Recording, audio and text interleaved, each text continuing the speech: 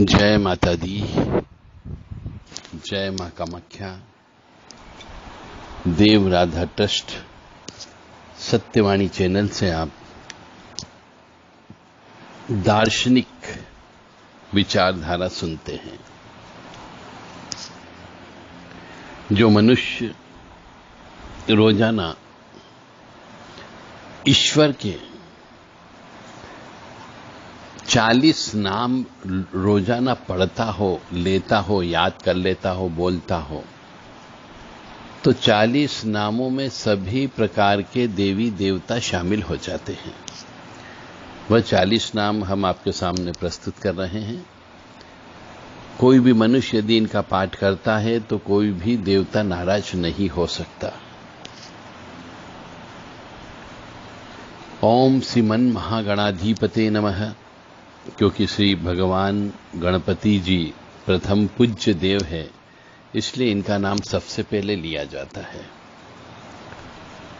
तो ओम श्रीमन महागणाधिपते नमः, ओम उमा महेश्वराभ्यो नमः, ओम शची पुरंदराभ्यो नमः, ओम वाणी हिरण्यगर्भाभ्यो नमः, ओम लक्ष्मी नारायणाय नमः, ओम गुरुभ्यो नमः, ओम मातपित्तचन कमलेभ्यो नमः, ओम कुल देवताभ्यो नमः, ओम इष्ट देवताभ्यो नमः, ओम ग्राम देवताभ्यो नमः, ओम स्थान देवताभ्यो नमः, ओम स्थापित देवताभ्यो नमः, ओम सर्वेभ्यो देवेभ्यो नमः, ओम सर्वेभ्यो तीर्थेभ्यो नमः, ओम सर्वेभ्यो ब्राह्मणेभ्यो नमः, ओम सर्वेभ्यो ऋषिभ्यो नमः, ओम सर्वेभ्यो सिद्धाय नमः, ओम नवग्रह देवताभ्यो नमः, ओम वास्तु देवताभ्यो नमः, ओम गुरुभ्यो नमः।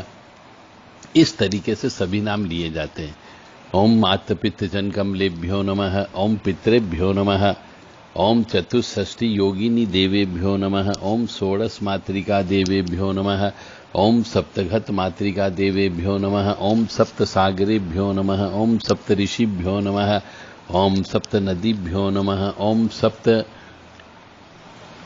ऋषिभ्यो नमः, ओम छम क्षेत्रपालाय नमः, ओम बम भैरवाय नमः, क्रीम कालिकाय नमः, हम हनुमते नमः, ओम क्लीम कृष्णाय नमः, ओम नमो भगवते वासुदेवाय, ओम नमो नारायणाय, ओम लक्ष्मी नारायणाय नमः, ओम ब्रह्मणे नमः, ओम विष्णवे नमः, ओम महेश्वराय नमः, ओम रुद्राय नमः, ओम परमात्मने नमो नमः।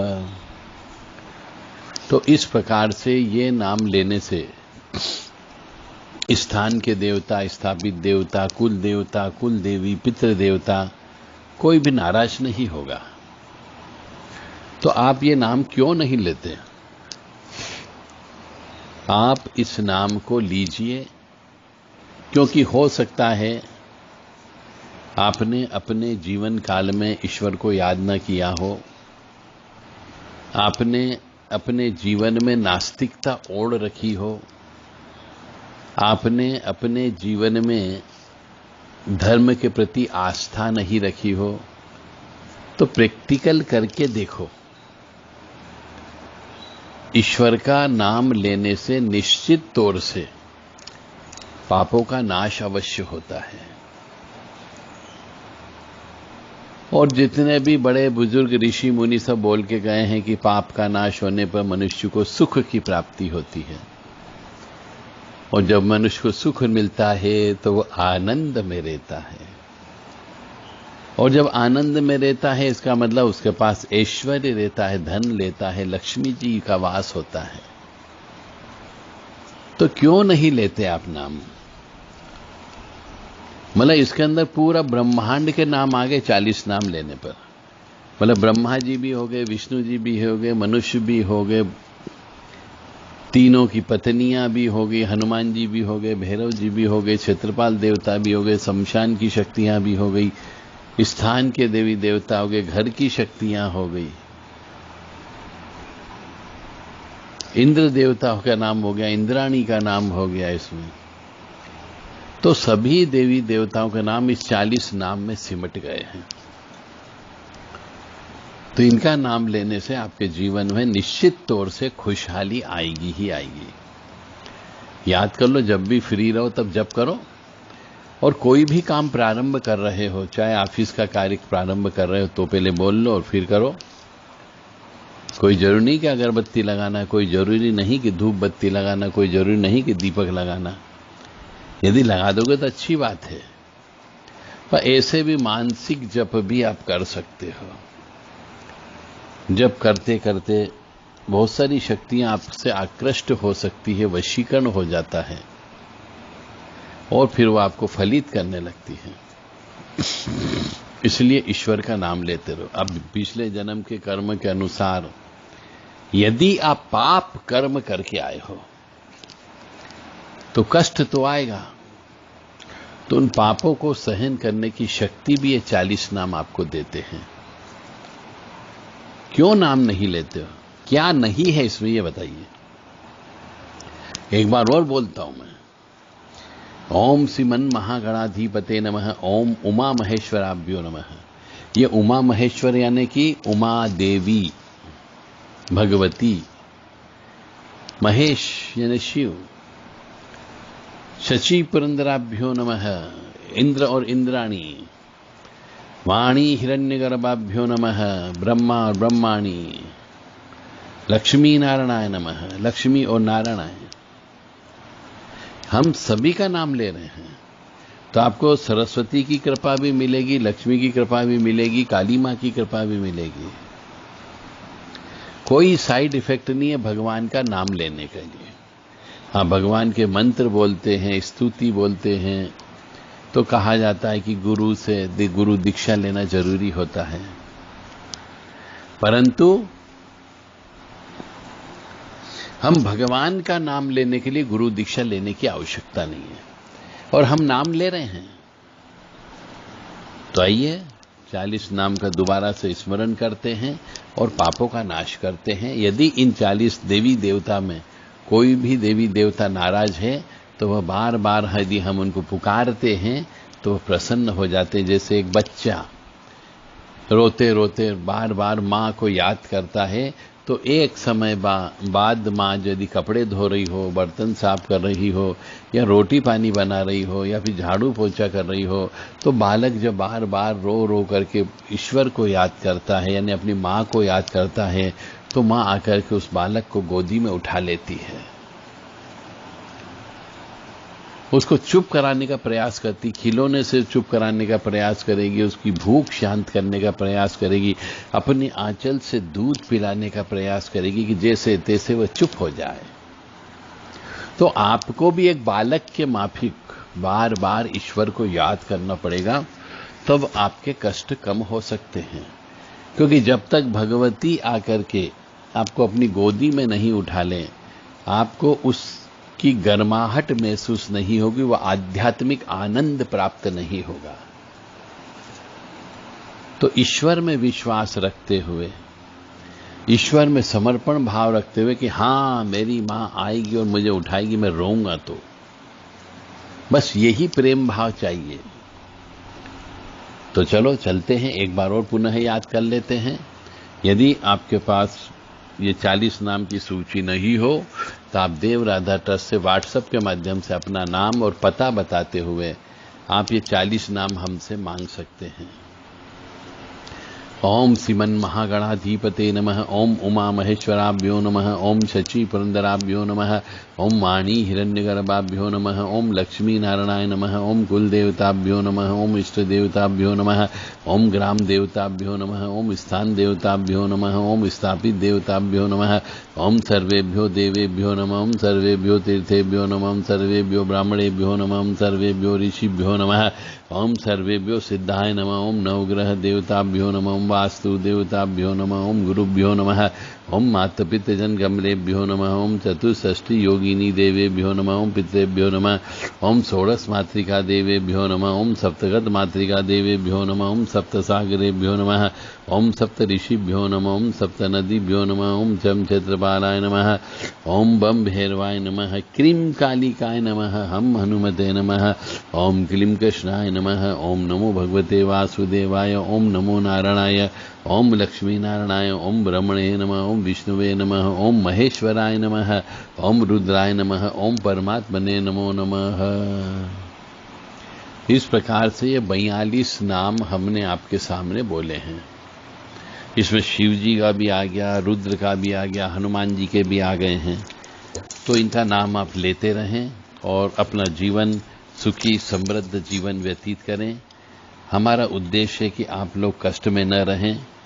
पिछले जन्म के पाप कर्म करके आए हो तो कष्ट तो मिलेगा, चाहे मैं माँ से आपके लिए प्रार्थना करूं तो भी कष्ट तो भुगतना पड़ेगा। हाँ, बस ये कि कष्ट सहन करने की शक्ति माँ आपको दे देगी, ताकि कष्ट कष्ट जैसा नहीं लगेगा।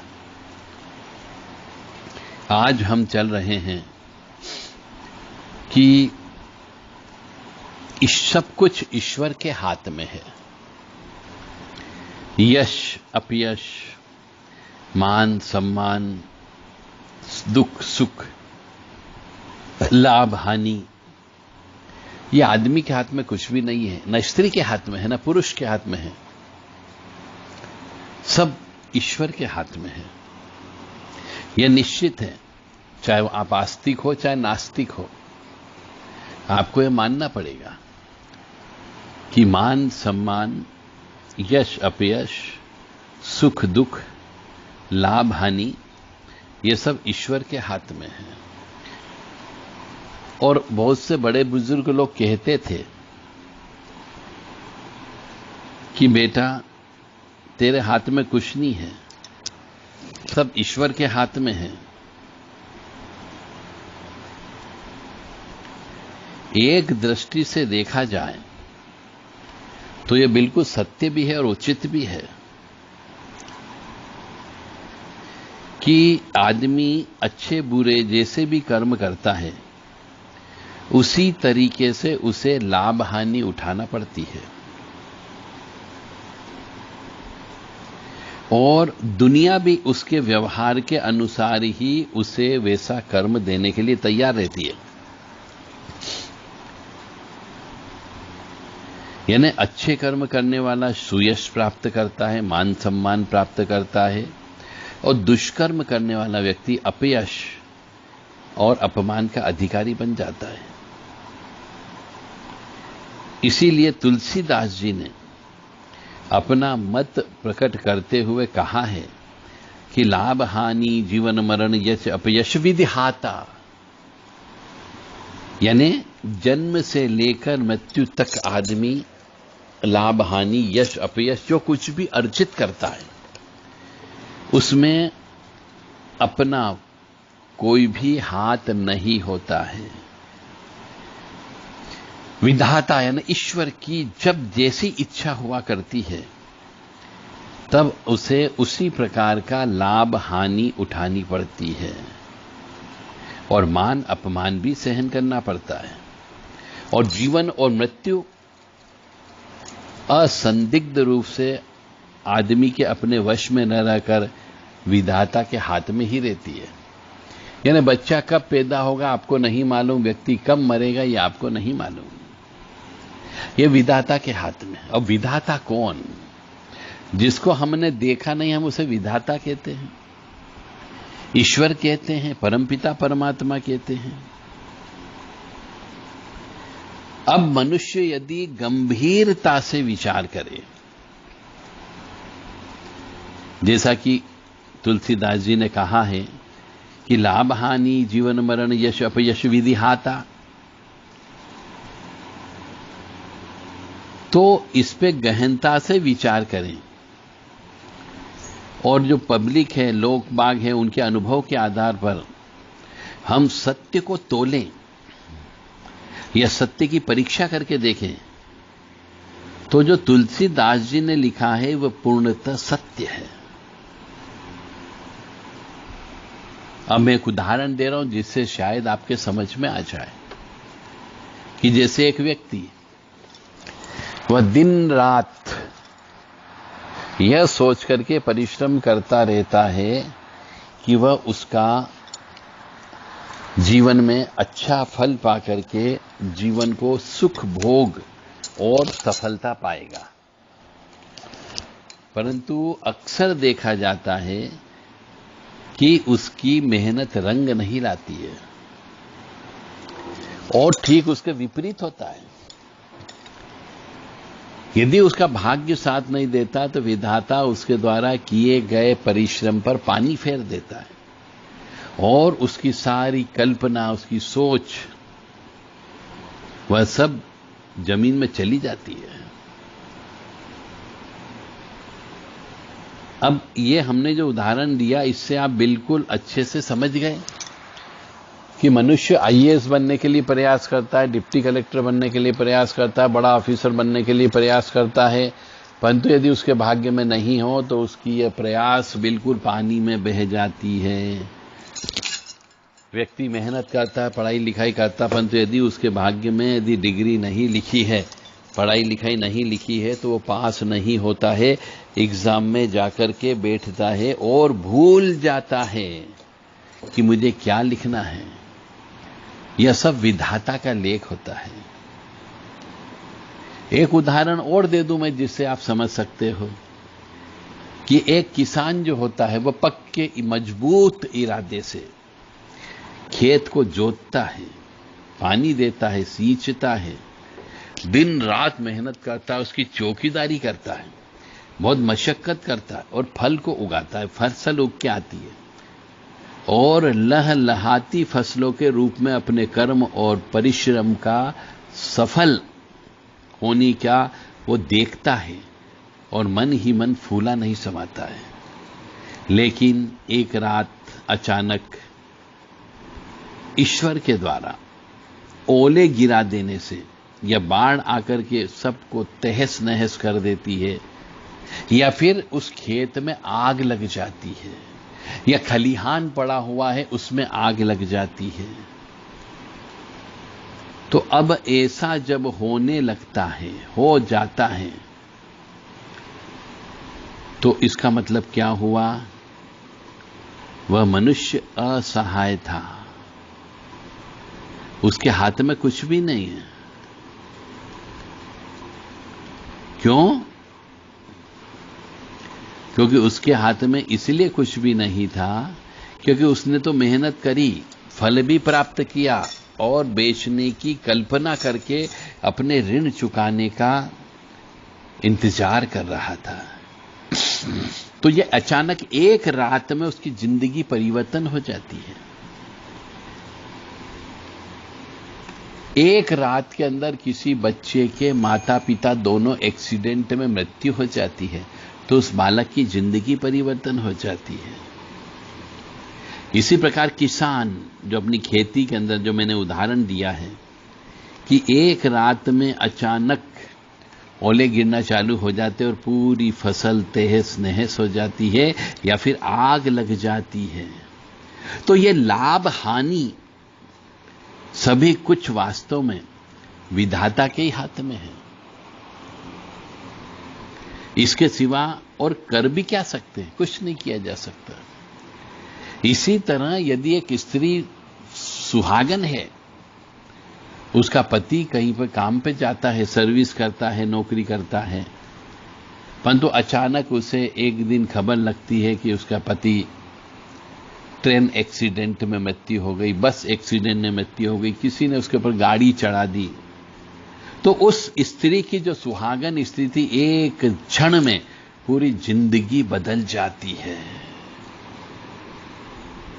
इस तरह आदमी अच्छे बुरे तरह तरह के कर्म करता है, कई प्रकार के मेहनत करता है, पाप पुण्य करता है, पापड़ बेल करके धन संपत्ति अर्जित करता है और धीरे धीरे संपत्ति को जोड़ता है।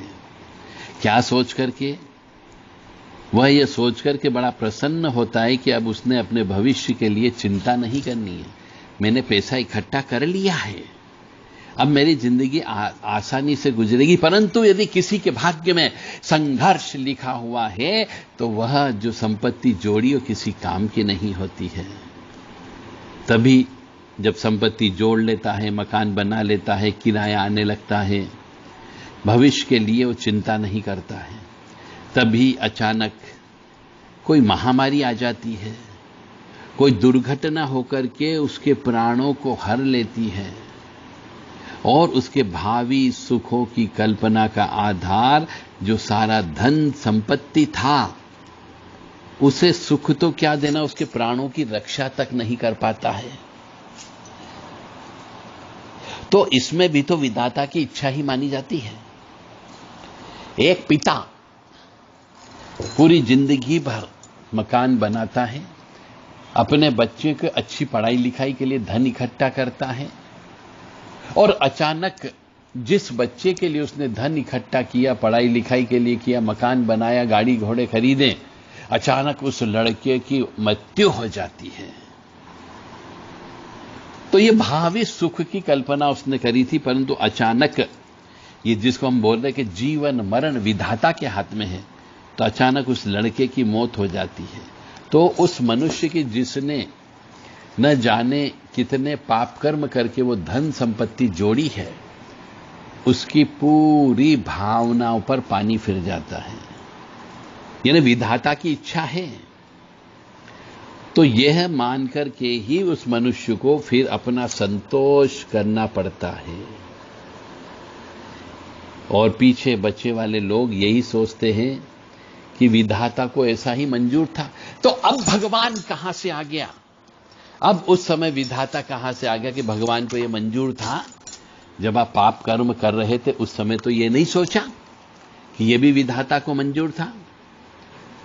होनी को कौन टाल सकता है? या ईश्वर की इच्छा को कौन टाल सकता है? इन्हें इसी से यह बात स्पष्ट होती है कि विधाता की इच्छा के सामने आदमी एकदम लाचार हो जाता है, विवश हो जाता है, और जो कुछ भी हुआ, जो कुछ भी हो रहा है, या जो कुछ भी घट रहा है, और भविष्य में जो कुछ भी होना है या घटना है, यह सब उसकी इच्छा का ही परिणाम है और आगे भी रहेगा। और एक और उदाहरण सुना देता हूं। कई बार मनुष्य कोई अच्छा कर्म इसलिए करता है कि उसका परिणाम मान, सम्मान, यश बढ़ाने वाला होता है, तो वह उस कार्य को करता है। परंतु उसके जो विरोधी लोग होते, गुप्त शत्रु लोग होते हैं, वो विरोधी पैदा होकर के उसके सारे परिश्रम को व्यर्थ कर देते हैं। उसे मान सम्मान की जगह अपमान मिलने लगता है, यश की जगह अपयश भोगने के लिए विवश होना पड़ता है। जैसे कि एक आदमी, एक उदाहरण दे रहा हूं, फिर चाहे समझ में आ जाए आपके, कि जैसे कि एक आदमी अपनी कार या अपना कोई भी वाहन, 2 व्हीलर, 3 व्हीलर, 4 व्हीलर, उससे कहीं जा रहा है।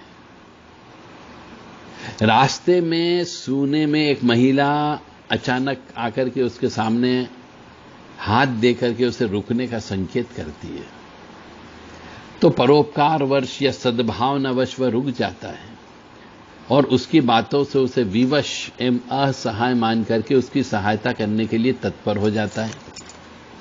उसे अपने वाहन पर बिठा लेता है और कुछ आगे बड़े भीड़ भाड़ वाले स्थान पर पहुंचकर वह महिला को कह उठती है कि जो कुछ भी पास है वह सब निकाल करके मुझे दे दो, घड़ी दे दो, चेन दे दो, पैसा दे दो, सब मेरे हवाले कर दो, नहीं तो अभी चिल्लाकर भीड़ इकट्ठी कर दूंगी।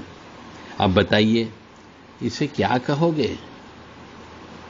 ना तो उसने उगलते बनेगा ना निगलते बनेगा। तो हम कहां तो चले थे परोपकार करने के लिए, भला करने के लिए, पर गले में बुराई पड़ गई।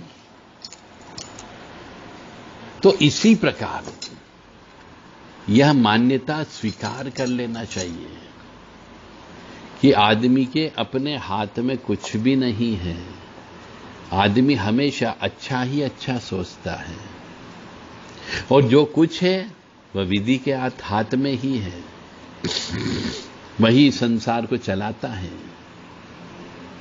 वही मनुष्य को जीताता है, वही मनुष्य को हराता है, सभी कुछ वही है। उसकी इच्छा और उसकी अनिच्छा यह सब उसके लीला का परिणाम है। इसीलिए हम ये कहते हैं कि वो ईश्वर परमात्मा हर कण कण में व्याप्त है, हर सांस में व्याप्त है, और उसी कण कण से यह संसार जो है चल रहा है। ईश्वर की इच्छा से ही हवा चलती है, ईश्वर की इच्छा से ही बादल बरसते हैं, ईश्वर की इच्छा से ही चांद सूरज तारे क्रम से आते जाते रहते हैं। अमावस्या आती है, पूर्णिमा आती है। वही यश अपयश मान सम्मान जन्म मरण आदि हर बात का कर्ता और दाता है। और इसी बात का संकेत करते हुए श्री कृष्ण जी ने गीता में अर्जुन जी से कहा था कि तुम अपना भला बुरा सब कुछ मेरे को दे दे, तुम केवल कर्म करता रहे। जैसा कर्म वैसा फल आज नहीं तो कल निश्चित मिलेगा। यह बिल्कुल सत्य है। इसीलिए मनुष्य को हमेशा सत्कर्म करते रहना चाहिए। तो ये थी आज की विशेष ज्ञान कि मान सम्मान यश अपयश